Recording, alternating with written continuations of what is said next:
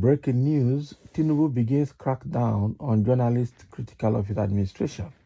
Yeah, we know that currently Tinubu is not friendly with the media, and the APC also is not friendly with the media, and even Buhari government wasn't friendly with the media as well. They always look for a way to stifle the media, to silence the media.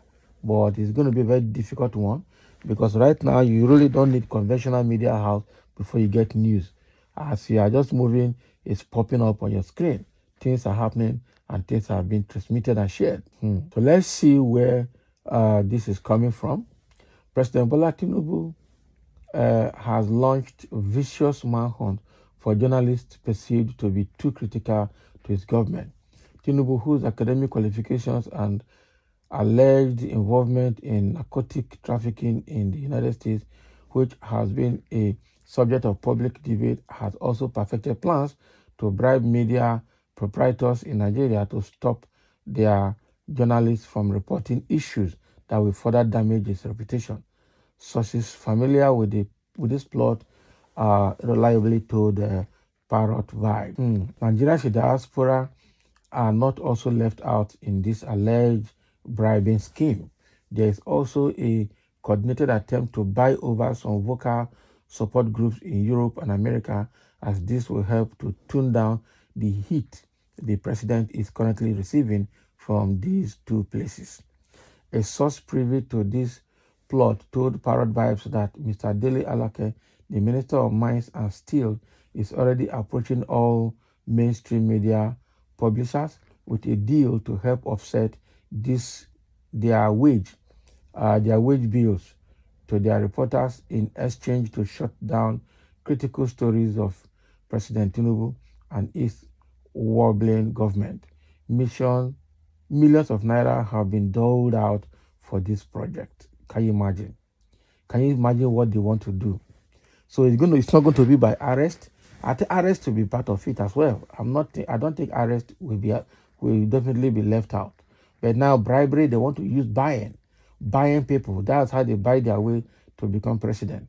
Bought INEC, bought security agencies, bought the military, bought few individual politicians from different political parties, and then now want to buy the media. It's going to be very difficult too. Very, very difficult, because right now the media had less control. The people are the people. Now the media has moved away from conventional media now to the people. That is it. The people are now the media. The second leg of the plot, the sources said, will be that any media house or journalist that refuse to accept the mouth-watering offer or state power will be used as the next alternative to put them in check. Can you imagine?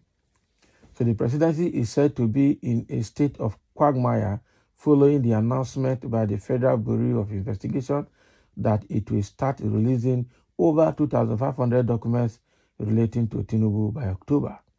So also the recent order by a U.S. court directing Chicago State University CSU to release the academic records of Tinubu to the opposition leader Alhaji Atiku Abubakar added salt to the injury, according to an insider familiar with the development. So recall that federal court in Chicago, in a landmark judgment, ruled on Tuesday that Chicago State University CSU must turn over all records relating to President Tinubu to Mr. Abubakar within 2 days. It also held that the former vice president sufficiently satisfied the purpose for seeking the record.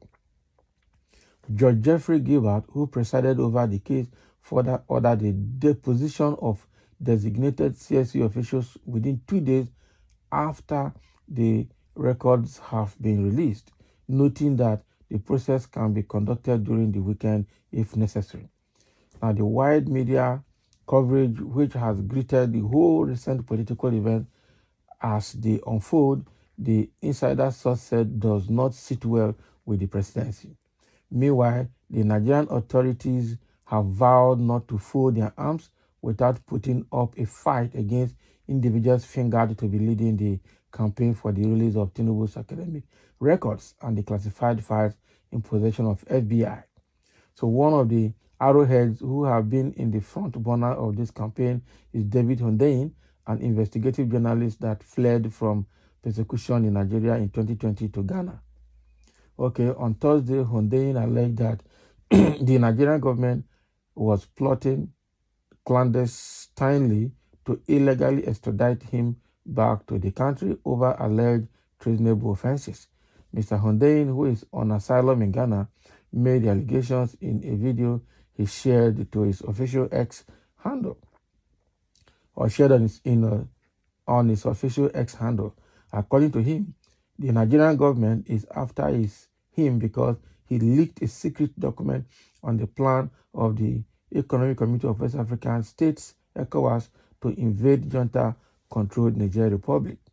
The journalist therefore appealed to the Ghanaian president, Nana Akufo-Addo, not to bow to the pressures from the Nigerian authorities. He said last month, when there was the ongoing back and forth between those who want to go to war within the ECOWAS bloc against the coup regime in Niger, something happened. The Nigerian President Bola Tinubu made a move to deploy Nigerian special forces illegally into Nigerian territory to enforce a no-fly zone, which is a euphemism for essentially staging an unprovoked military attack against an independent sovereign nation and a friendly country to Nigeria. As was expected, most people in the Nigerian government and Nigerian military and in the citizenry at large weren't at all on board with this. But Tinubu was clearly desperate to start this war with Niger, the war that nobody wanted. Subsequently, a secret document was leaked to me, a document which contained basically attack instructions, basically staging plans for this illegal invasion of Niger. And I knew that by putting those documents out, I could potentially stop the catastrophic invasion, which could lead to an immense and unnecessary loss of West African lives. So that's exactly what I did. Early August, I put out this document and I had the desired effect. It did, in fact, stop the invasion. Subsequently, Tinubu then tried to seek permission from Nigerian Senate to deploy the Nigerian military to Niger. The Senate knocked this back, and to all intents and purposes, the invasion essentially became a still bet. It didn't happen. Now, wow. So with all of this, David Hundeyin is facing, which is a very serious challenge now, that journalists are in trouble now in Nigeria, because with all that is being exposed, Tinubu's integrity is now at stake both home and abroad.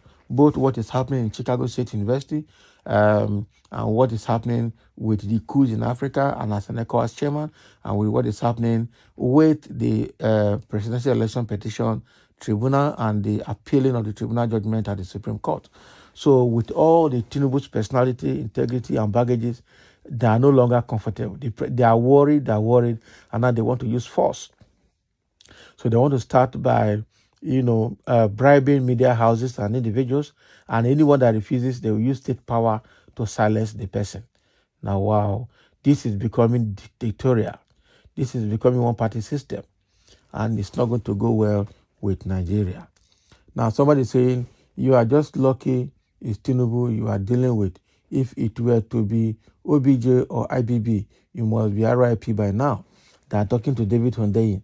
Can you imagine? And somebody say Hundeyin is PDP. So what do you expect? Why did he not write about all the shady contracts and secret life of Atiku? Things that OBJ wrote, a whole chapter on him.